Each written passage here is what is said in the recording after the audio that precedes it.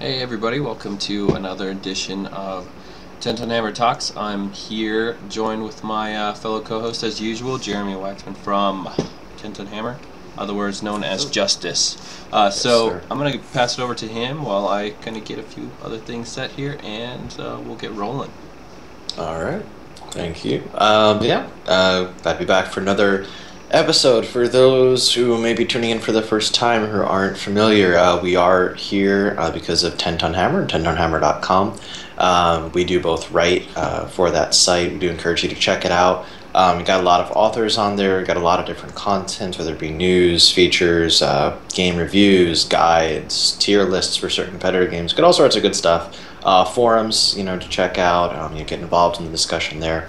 The more support Tent on Hammer gets, the longer we can keep doing this, and we'd like to keep doing this. So we definitely encourage you to check it out and support the site. Yep. Yeah, definitely. That's kind of the majority of our content there. So I do a lot of writing there, and I like to think I write some intelligent things occasionally. So like to think. So yeah, go check it out. Actually, there is a Crowfall exclusive there that just went up this week. That's pretty sweet. So you guys can check that out, and there should be more of that too. Hearing a lot of good things from Crowfall. So, but anyways, today's show, Mixed Motivation Madness. I just wanted to. I don't know. It's kind of been something that I think we've broached on in past episodes, here and there, talking about player expectations and yada yada. But I don't think I've ever really kind of attacked the issue head on. I don't think we've really talked directly about problems that games have with what the audience they're trying to serve, or if they even are. Or what have you, and how well that comes off, and what are some of the problems, and maybe what some of those games can do to improve that. So we're just going to talk a little bit in general about player motivations and stuff like that, and audiences, intended audiences for games. So that's kind of how we'll kick things off here.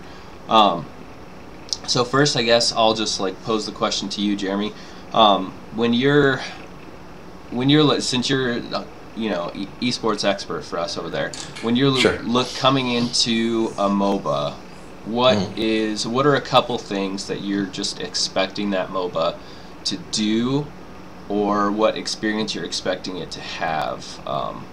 Just in general, you can be as detailed or as general as you want. Yeah, no, that's a simple question with a very easy answer.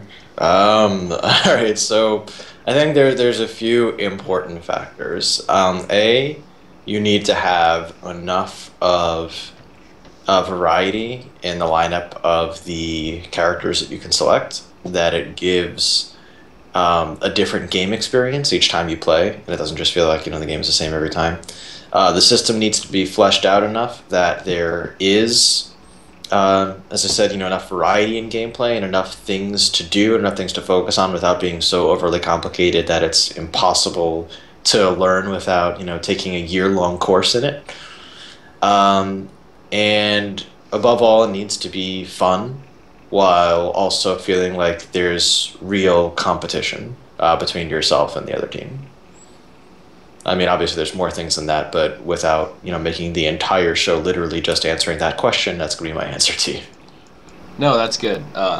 Yeah, and when I come into a MOBA too, when I first, the things that you mentioned were really great. What I come in expecting to is obviously, Dota was really kind of what set the precedence for that, genre, I think, in a lot of ways. And there were things that did well. It was obviously limited extremely by the fact that it was just a map mod for Warcraft or Starcraft, what have you. So, when I think about a MOBA, it's obviously they're all going to be compared to League of Legends, because that was really Dota. That was when a game company said, hey, this is a good idea, let's make this into an entire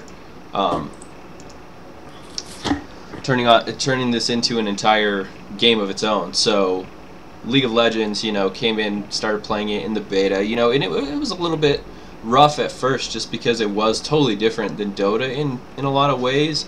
There were a lot of similarities. Obviously, the map layout was similar and stuff like that. But when I got into it, it did do a great job of providing, like you said, just a balance of, or a variety of champions, and some that had some familiar kits that people were aware of, but then they also immediately start stretching it out with different kits right away. So for me, I feel like, when somebody comes into any MOBA, they have to expect that they're going to get to find a character that's really cool to them. Because I think even when I first played Dota, I played the crap out of Traxxas, the Dark Elf, that's basically kind of like Ashe in League of Legends. But when I played League of Legends, I actually didn't gravitate towards Ashe, which is interesting, because Traxxas was like the coolest character to me in Dota.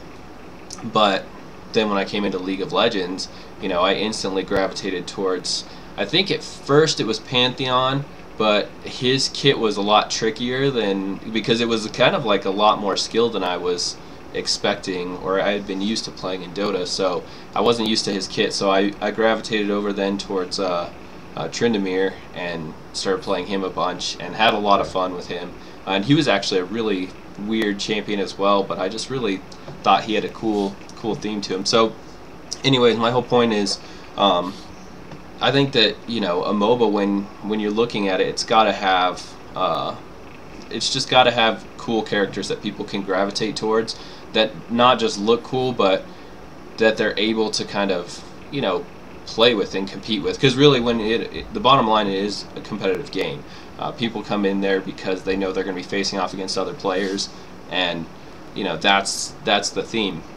So if you've got a wide variety of champions, but you don't have one that any newcomer can pick up and have reasonable success with, then it's going to be a struggle. So anyways, I just think that's something that is very core to what a MOBA is. And then on the flip side, MMORPGs, that's like it's totally a other boat. But I'll talk on it just briefly, because I've kind of hit it many times in different ways. But like MMORPG, the term, how it's kind of lost a lot of value because you look at the progression of World of Warcraft from its vanilla state, where hey, it came in with the concept that, like Ultima Online and EverQuest, it was a bunch of people getting online, grouping up together, and then taking on content together. Whereas, you can say that about World of Warcraft, but really today, there's so many ways that you can just do content on your own, and the social experience that was generated by the earlier games and World of Warcraft in its vanilla state, it just, it's totally evolved away from that. So it's hard to call them an MMO. I mean, you technically can, but they've moved away from the social dynamics. And then RPG, I think World of Warcraft still does great about providing a narrative for its game, but at the same time too, there are weird things about it. But anyways, to get to the point of it, when I think of an MMORPG, or when a game comes out that's aiming for that genre, you've got to have a good story, and you've got to have social dynamics, and the other elements of your game can be really variable. Actually, it's a wide open genre, just like I think MOBAs are kind of diversifying themselves pretty well now. So, but yeah, I mean, I will just add on as a noob MMO player that I think one of the important things too is actually the very beginning of it, because I've seen a few different styles, and I think it's important that when you're trying to grab a new player, because everyone now tries to have their own unique systems, they don't just want to be a quote-unquote WoW clone or whatever, so they try to do their own individual things. I think it's important to have that introductory segment, which they all do, to try to introduce you to their own unique systems while still making it as compelling as any other part of the game, as any other part of the storyline, so you don't just feel like you're playing a tutorial for the sake of learning the system, but you feel like it's integrated well into the game. And I've seen a few that have done that well and a few that have done that poorly, and I think just from the beginner standpoint, I think that's pretty important as well. Yeah, I totally agree. I actually think that makes a great segue into our next our next segment, because um, another thing with, we're talking about player motivations, and are not necessarily motivations yet, but intended audience, intended expectations of coming into a certain type of game. But when it all boils down to it, every game is really different. You're going to get, just especially in the MMORPG genre, there's just totally different themes out there. But I think one thing is, every game, since it's aiming for a different audience, it's trying to provide a different experience. Some games actually don't. They just they make a copy, like you said, the WoW clone, and they just try and get people attracted to maybe their specific IP through that business model that has been proven, but they just don't execute it as well, and they're also facing facing a giant monolithic amount of content that they're trying to offer the same amount of, which usually ends up coming out kind of hollow in some of these like WoW clones, which probably tears away. So I think a lot of these games are actually hurt by the fact that they're trying to compete in this market, against the big names. And I would wager that in the MOBA genre, there's some amount of that too. A new MOBA comes out, and they're instantly having to compete with League of Legends and the massive array of champions it has, the massive length of time and testing they've had balancing those champions, and then all the nuances and all the interest that's already generated. So the esports scene is just incredible. Just watching Worlds, especially when you see and hear the live audience there, it's trying to generate that much buzz for other MOBAs is extremely difficult. There's a couple that have other lives well. I've seen some Smite World, like their kind of World thing, and that seemed like it had a lot of hype too. But go ahead. Yeah, well, I mean, I will say that I was fortunate enough to actually be at the first Smite World Championship, and it was definitely a fantastic atmosphere. I don't know about the live broadcast, but I assume it was good, because I know they had some pretty good casters there. But yeah, it's definitely, I think, harder to come into an established genre, and it's interesting because there are companies that will only come into an established genre because they don't want to take the risk. But the problem with that is that the ones who are taking the risk are the ones who have the bigger payoff, because when you talk about like League of Legends have had years to fine tune not just the game itself but cultivate the esports scene. And then if you have a new game that wants to start up now, okay, MOBAs are really popular, cool, let's make a MOBA. Except that how do you get to that same level of, refined gameplay and passionate audience? And the answer is you probably don't. And I think that's a big conundrum some companies face. The ones who take the risks obviously have more to lose, but they have a lot more to gain if they're successful. Yeah, and the thing is too, I think when you're one of the companies that is actually just spear pointing this new style of gameplay or something, or this new niche, creating a new genre, it's probably because your game is just different than any other game out there. I mean, we had Labyrinth on a few episodes ago, and that game doesn't feel like other games. It doesn't feel like other CCGs. It doesn't feel like other dungeon crawlers. It's just, it's its own game. So, whether that game does well or how well it does, at least those developers know that they're creating something they feel is really unique, and they're creating it because that's where the game went, and they're just following what makes sense best for the game, and that's what they like. So I think that has a lot of value to it, because if you're trying to go into a genre that's already established, just because you enjoy that genre, I feel like a lot of developers get into this, it's like the underpants gnome situation from South Park. It's like, make game, blank, profit.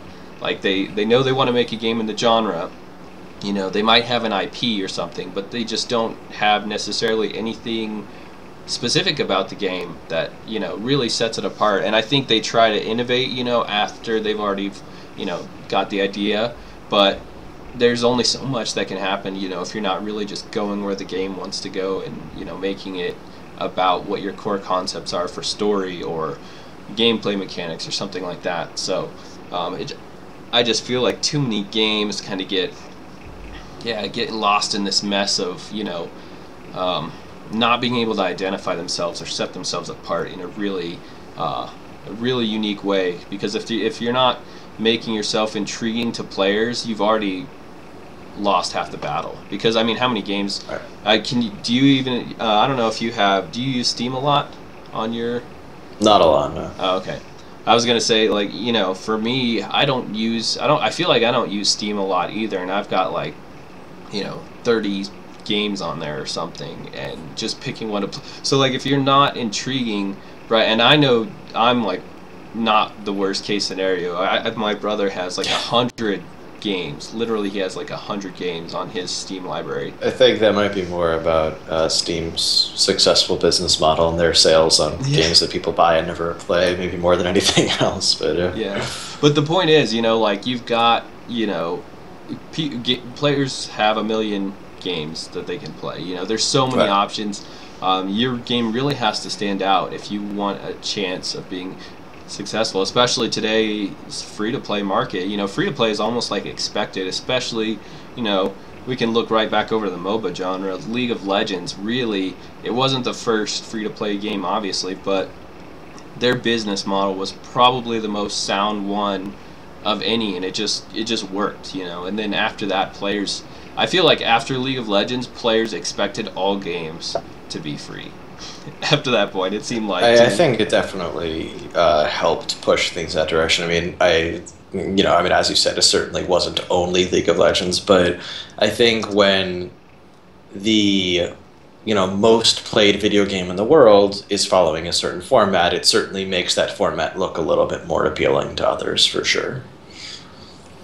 Yeah, I feel like after League of Legends came out, and obviously, there were a couple of games in the MMO space that, it started embracing free-to-play models, but really after those things happened, it's hard to look at games coming out that aren't planning to have at least some free-to-play element as ones that are going to have a good market impact right away, which during your launch is probably your like critical mass point where you're going to get the most players you can get and the experience. Especially, this might be a little bit different than MOBAs, but I don't think totally, because but MMORPGs, you've got to have populated servers for the whole experience to feel the way it needs to. But on the same time, in the same light for MOBAs, if you're trying to queue up for a match and it takes forever, that's terrible. So having a lot more people available, helps matchmaking, I think.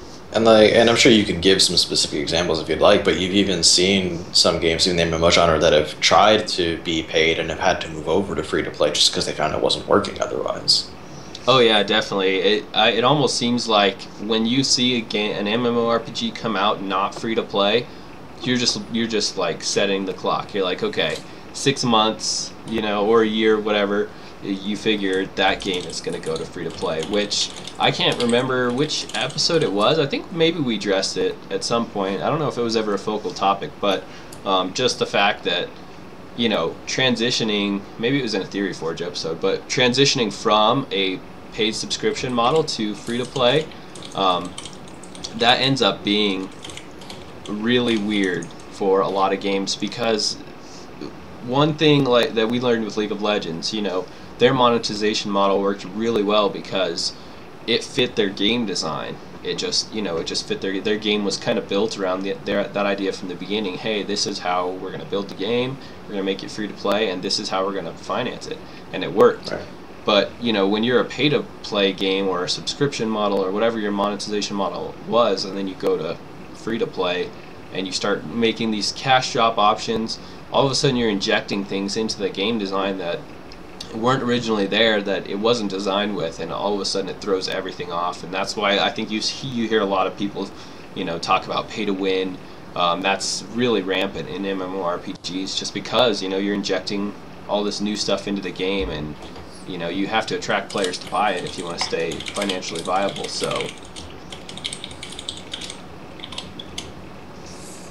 But yeah, and so that's kind of addressing some of the issues, but I did want to go into some specific examples of games that do things not well right now. So I'll start off with just like a couple that I've seen, as far as, not really understanding their identity, or not really, pursuing their identity, or not understanding their audience. Just many, could be a myriad of different things. But of all the things we talked about so far, some games are just not understanding what they're trying to get at, or maybe it's just early on and we don't know. But when I look at a couple games, I've got some listed here to pick off from, but I'll immediately start just because it's one that I've had the most familiarity with over the past couple of years, and there's a couple of people I see chatting in the audience that have some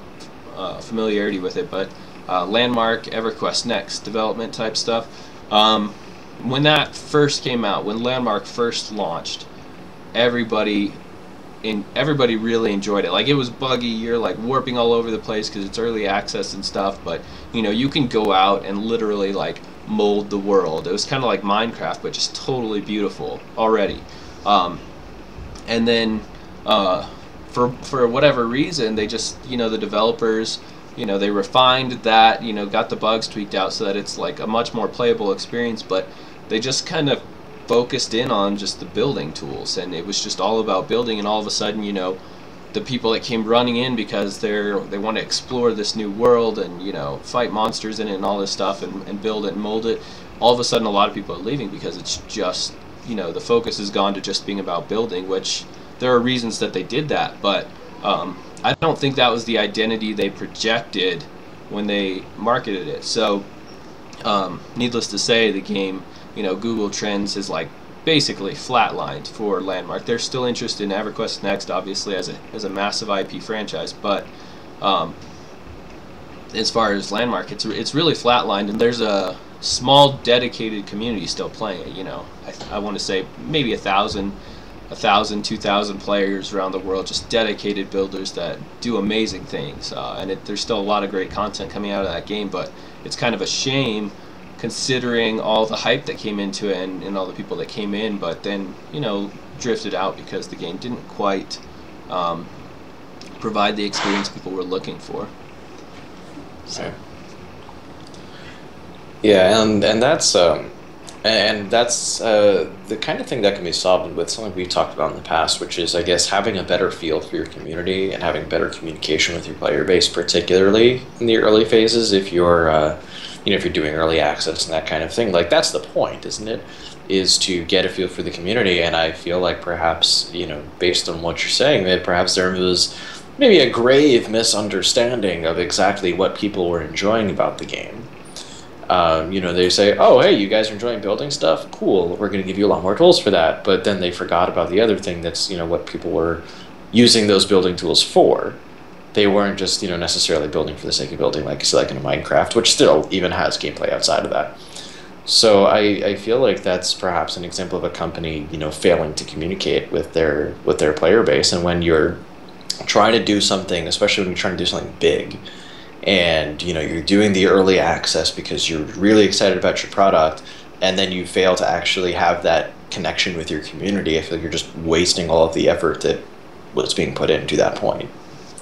Yeah, I totally agree. I think, with specifically to that game, just to touch really quick before we move on, but it just, there was a lot of community there that was, talking about their interest in, later additions to the game, as far as like combat, NPC tool editing tools, the ability to actually create a piece of content that had some completeness to it, not just the physical world. So dungeon mastering type tool type stuff like that.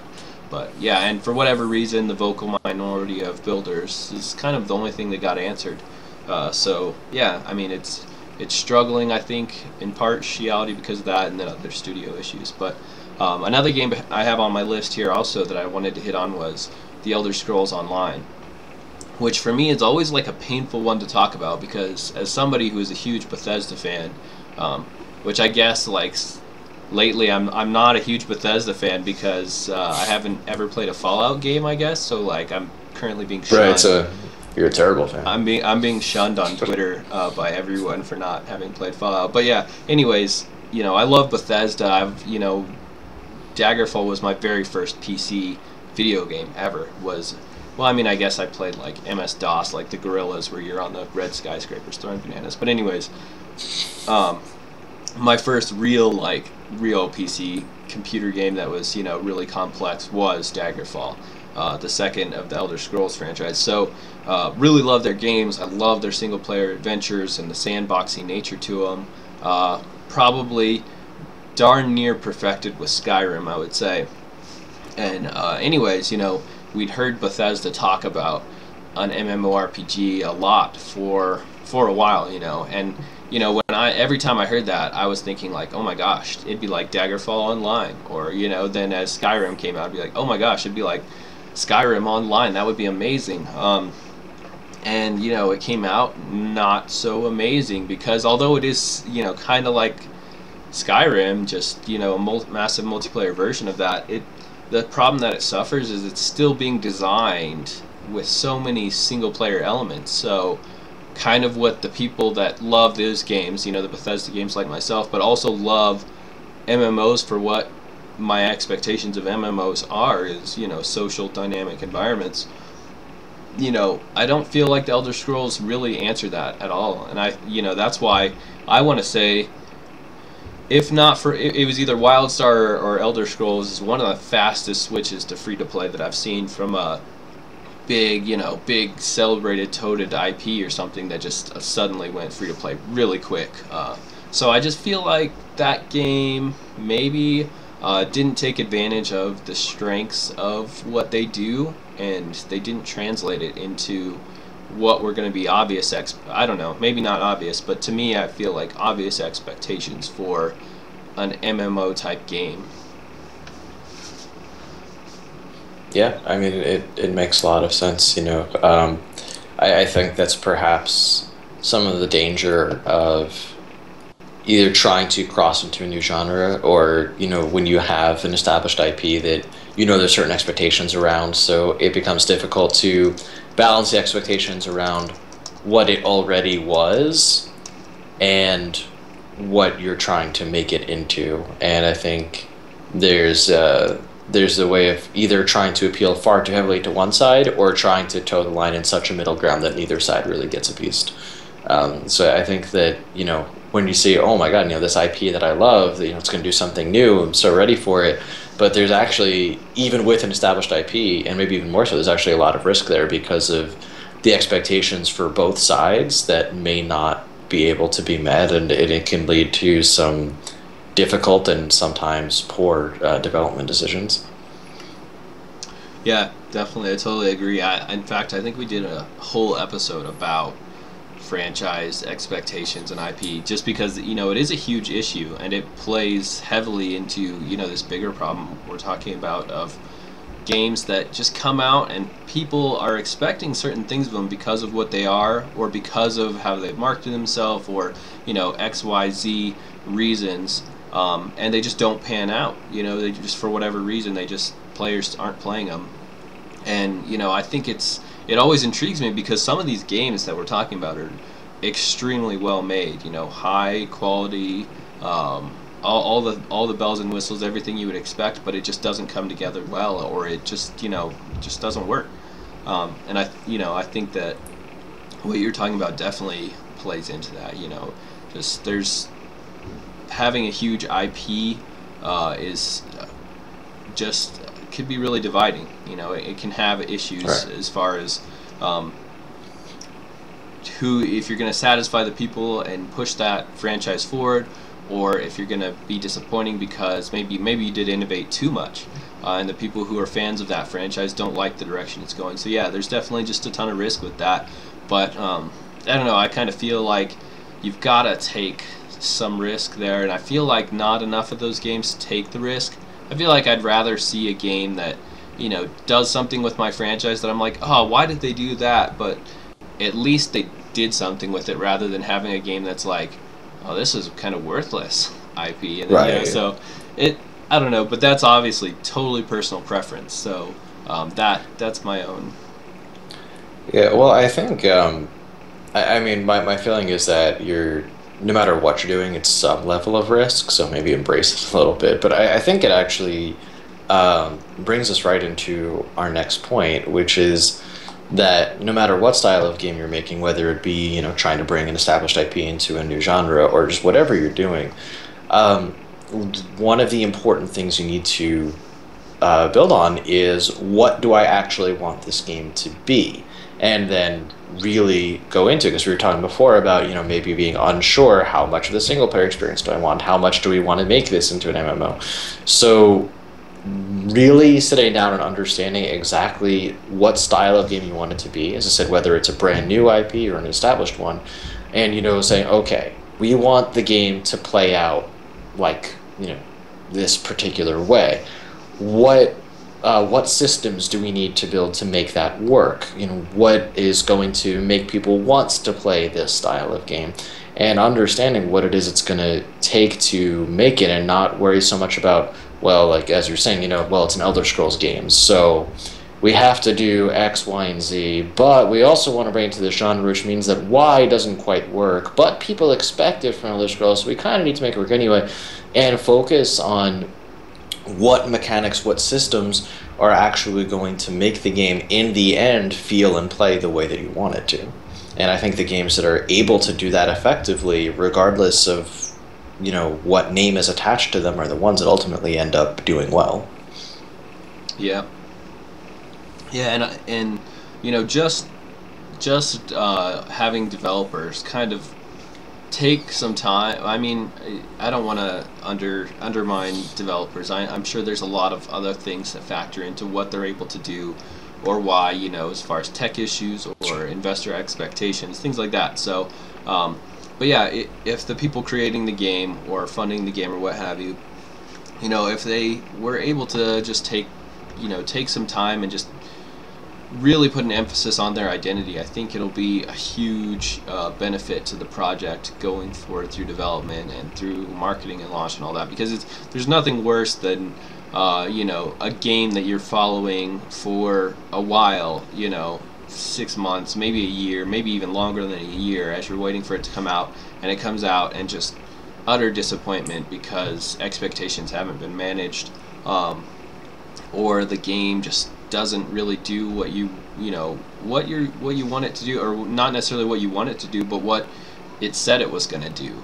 At the very least, do that, and then if you can, it's even better if you can actually have it be what players want it to be as well. But at least just meeting the bottom line of, this is what we said the game was going to be, and it is. If you can achieve that, you're going to be, it's going to be a good game. It's going to be a great game if you can be that, and then rise up to what, exceeding expectations or being everything players wanted it to be. So I really think that's really like what needs to happen for a lot of games, and we talked about a few that they didn't do that. Another game that comes to mind for me is just a weird one, is H1Z1. Not that it's a bad game. I think actually it's really good, and there's a lot of people attracted to the game, but I don't think I don't know if it even has an identity yet. I feel like it's caught between, persistent MMORPG zombie survival and arena, survival type. It's just caught in this weird place. So I'm going to be intrigued to see where that goes in time. But yeah, that's a really interesting game, also on my list, but I didn't bring it up earlier just because I'm not sure what I have to say about it. I feel like it's, this enigma right now, I guess. So I'm not really sure what to think of that one. But yeah, anyways, just kind of wrapping up the whole concept here. I feel like, whether we're talking MOBAs, whether we're talking MMORPGs, whether we're talking a single-player console game or something like that, just establishing as soon as you can get to your community, or as soon as you know who your target community is, just once you're communicating with them, or as soon as you can start communicating with them, just start figuring out what what is being expected, like immediately. And I think it's a struggle. You only have so many places that you can find out about. Obviously you can have some testing. There's some amount of testing that happens, but you have social media, and then you have your direct, whatever your official game forums are, or something like that. Really, those three things are like developers' only tools for understanding what people think of their game, what people are expecting, and they just really need to utilize them. But the only downside is like all of those things have serious flaws. Obviously, internal testing. Who knows if your sample size is big enough or if you got the right people. It's sort of a roll of the dice. When it comes to social media and even forums, if they're not moderated well, sometimes a vocal minority really actually just deafens out all other input coming in. So I don't know if you've seen that with you watching League of Legends. Yeah. Okay. So I mean, just to keep it short, but I'll actually go to the Hearthstone community for this, because I think it was last week. If you just looked at the Hearthstone subreddit, you would be convinced that the game is about to die and everyone hates it, and anything that Blizzard does with Hearthstone is wrong. That was last week. The week before that, and this week, no longer the case. But when I actually just recently did a column on the phenomenon of the psychology of negativity and all that. So shameless plug real quick for anyone who hasn't checked it out, please go to tentonhammer.com and check out my column. But yeah, the vocal minority is actually it's kind of a problem, because it can become very easy to suddenly think, oh well, everyone feels this way, when what you don't realize is that it's maybe a few hundred people out of millions, right? In the case of Hearthstone, or even a smaller game, even if it's 50 people are the ones that are all talking about this thing, but you have a community of 5,000. So 50 people being mad about something, but 4,500 that love it, but the 50 people are the ones that are being really vocal. It can become hard to separate those two things, and to decide that although all the discussion right now is revolving around this one negative point, it's actually not how the majority of people feel, but it's how these this very small portion of very vocal people feel. And it's always a challenge, I think, for developers, particularly newer ones or ones on smaller games, to be able to sit there and say, yeah, we're receiving a lot of flack right now, but we have to look at the actual numbers and realize that most people are not feeling this way. So is it just that these people just like to complain, or is there something legitimate here we really need to be worried about? Definitely.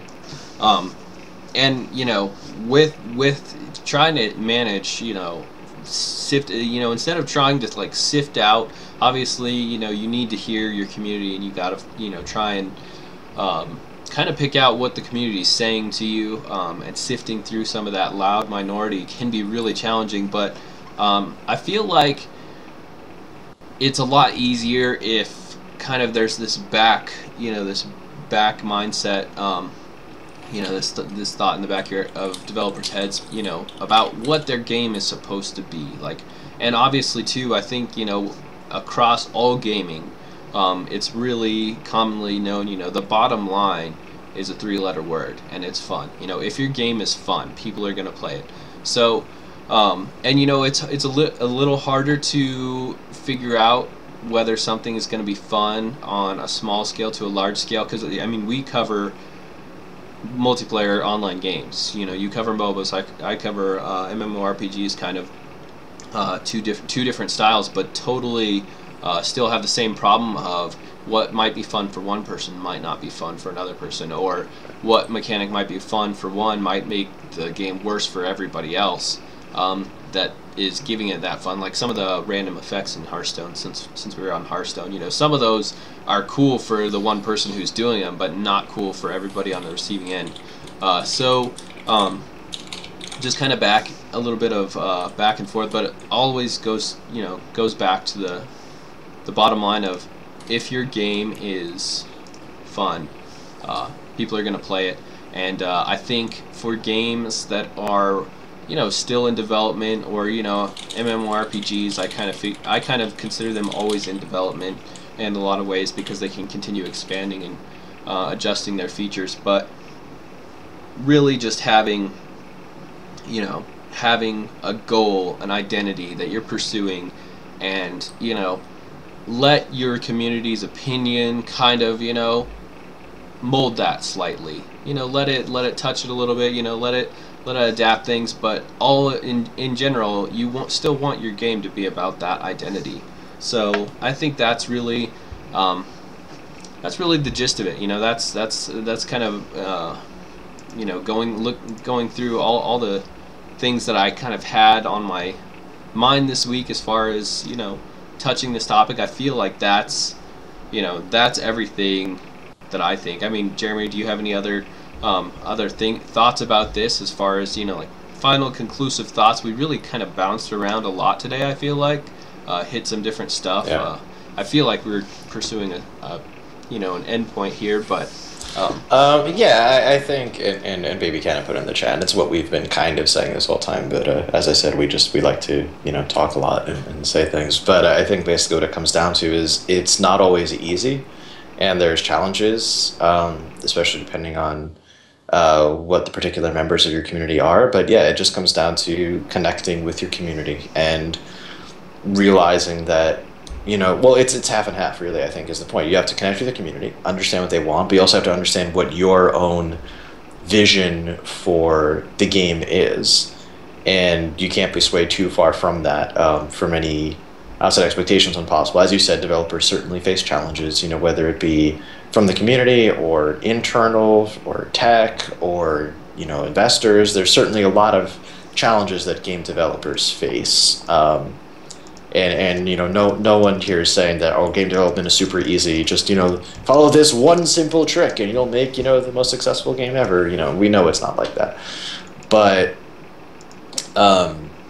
there are a few key things that you have to do, and two of the most important ones are knowing what you want your game to be, and being sure of how to build that out to make it the best possible version of that game that it can be. And then also connecting with your community, especially when you open it up to early access and things, and the community is able to give valuable input of sifting through that, understanding there's always going to be some people that just like to complain because it makes them feel good, and then looking through actual valuable feedback and combining those two things to make the best game you can, and really have conviction when you do that. Yeah, I think that last line really is key. I think developers have to be sincere about whatever choice they decide to make. They need to be really committed to it, like really sincere, and just sure that that's the right path, because if you're not, it's going to show. So yeah, good final points there. I hope you guys enjoyed the show today.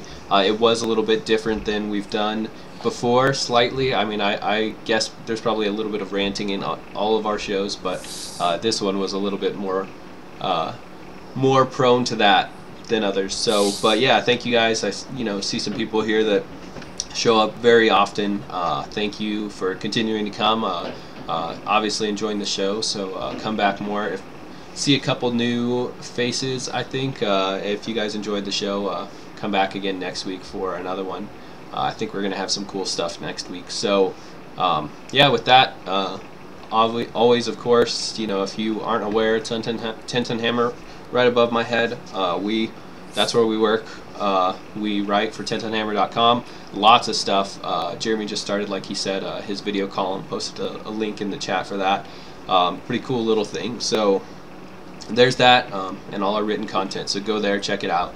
If you can support us, do. If you can't, don't. Just enjoy the content. Support us later when you can. But yeah, we appreciate all of it. It helps keep us going and providing the things you guys enjoy, which is some interactive format here on Twitch, which I really love. So I'm sorry we didn't get to go to any Q&A section today. I didn't really kind of put that in the plan today, just because I figured it was going to be more of more talking something out than it was kind of talking with everybody about a topic. So, but thank you guys for chiming in. There's been a lot of talk in the chat following and participating in the discussion, even though questions weren't a part of it. So thanks, you guys. I'll stop rambling here now, but we look forward to seeing you next week. Same time, 3 p.m. Eastern. You got it. Yep. And of course, if you're watching this on YouTube, check it out live on Twitch next time. And for those of you watching now, or it'll be on YouTube. So, ta-ta. See you next time, guys.